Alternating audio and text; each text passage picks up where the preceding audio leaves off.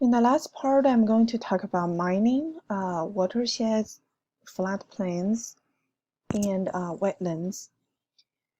So why are we mining? We go for the minerals. Minerals all come from the rock. And if you look at your vitamin bottles, they have a long list of all those trace elements, right? And we humans need 5 major mineral elements, and all those trace elements, and all of them come from the rock.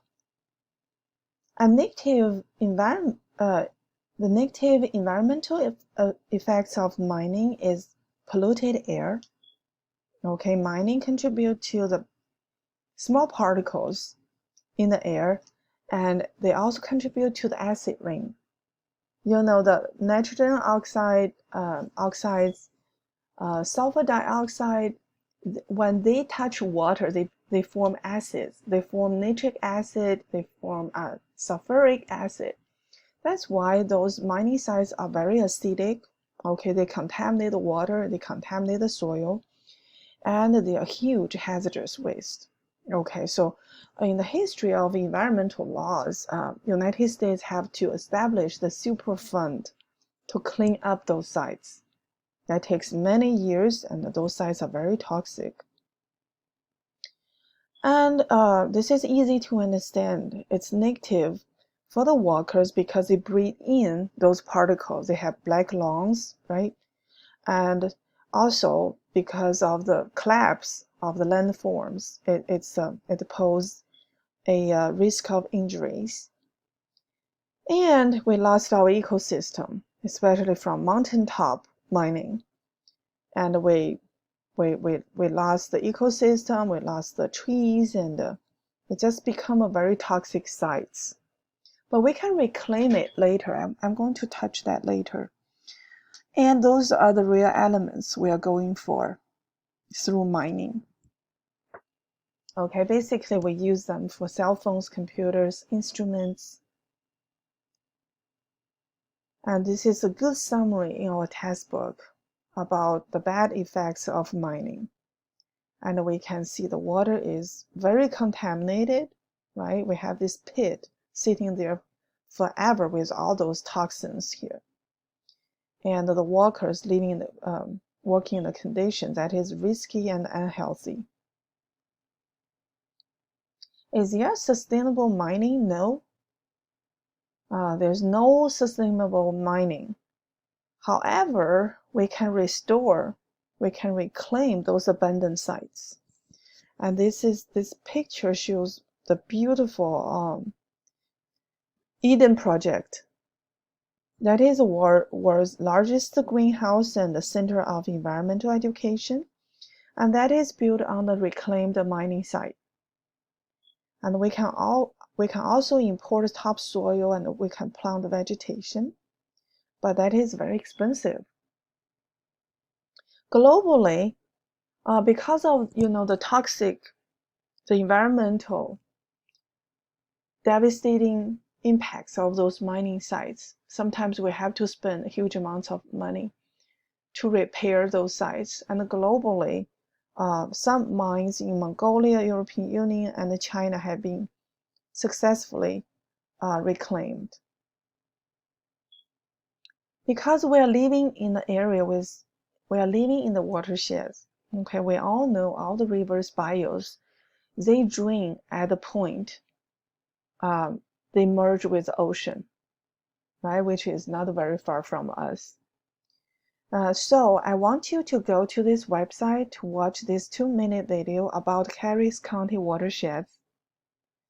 And I want you to find your watershed and floodplain information. If you live in Harris County, if you live in other counties, you can Google your watersheds and floodplain information. So later you can go to the discussion board.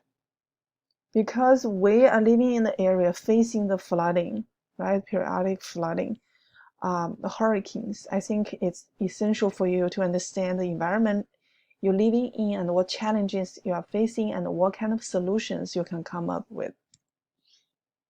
What is watersheds? I posted the video before. I hope you had watched that. A watershed is an area of land that drains to a particular point along a river or stream. And an example here is the Mississippi River. It's a huge watershed, and they receive water from 31 states and 2 Canadian provinces. Wow. So eventually, this watershed all drained close to the Gulf of Mexico. That's why the fertilizers use the runoff from Mississippi River that contaminate the Gulf of Mexico and create a huge dead zone. Okay, because of the excessive fertilizers. And if we look at the floodplains, this is a good example of floodplain. This is the Mississippi River, and this is Illinois River and the Missouri River. Okay, Missouri River and Illinois River, they all merge into the Mississippi River. And when it's flooded, when it was flooded in 1993, it looks like this. Okay, so when you build up house infrastructures along the river on those floodplains, you probably want to think twice. You probably don't want to do overdevelopment and suffer the loss later. In 1993, we suffered 1.5 billion. And 2010, it's got flooded again, okay? And we suffer even more. So when we build houses on those floodplains, we need to be really smart. We probably don't want to overdo it, okay? And then later on reap the benefits of overdevelopment. Also, I like this graph. Before development, we let the river to flow freely, and we keep a decent distance from the riverbank, okay? And because we're so crowded now, we do this fancy project of development. We dig it deeper, and we build the flood walls, and we build a bunch of infrastructure houses along the riverbank. So when it's flooded, we suffer the huge loss.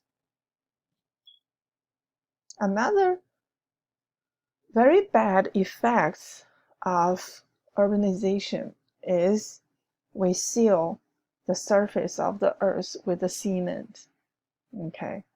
With the parking lots, with the huge parking lots, with the buildings, and the surface is no longer pervious for the rain infiltration anymore. So the water have nowhere to go. A long time ago, it go under to recharge the aquifers, right? To rehydrate the soils, and now they have to go from the runoff. So the runoff counts for the problem.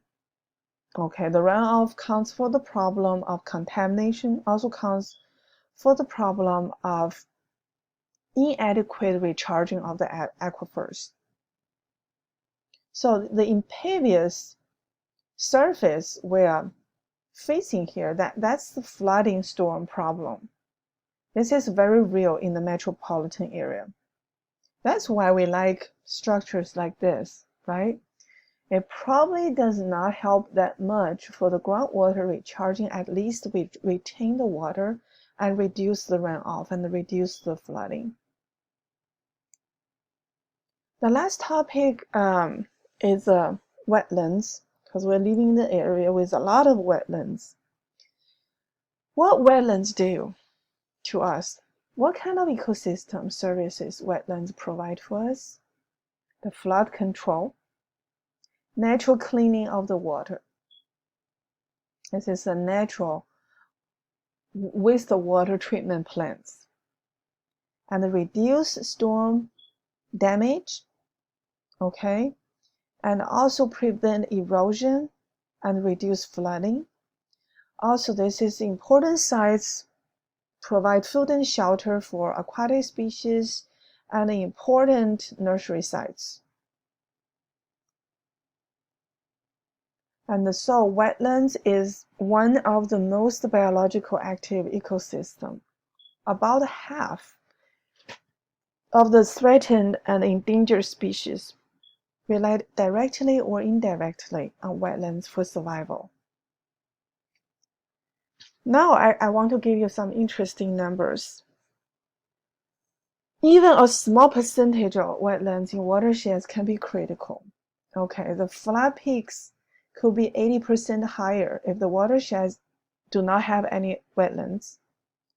A watershed with 5% of wetlands would have a storm peak that is 50% lower than compared to the watersheds have no wetlands. So have a little bit wetlands is disproportionately positive. Okay, so that is very precious actually. Unfortunately, we don't realize the significance of wetlands until the recent years. And we use wetlands for various purposes, and we drain the wetlands and convert them to something else, which increase the flooding, which degrade the quality of the environment. So what can we do? We can restore the waterfronts, and we can smartly use the wetlands area. Okay, we better preserve those areas than converting them to something else. And for a city with heavy rain and flooding, we can install rain gardens, rain barrels, and landscaping that encourage rainwater infiltration. We want to recycle the electronics. Okay, we want to know our food choice and choose sustainable products. And for the garden, you probably want those drought-tolerant plants. And get informed about your community, right? If your community decide to convert wetlands to a piece of area with residential houses, you must vote no. So this is the end of this lecture.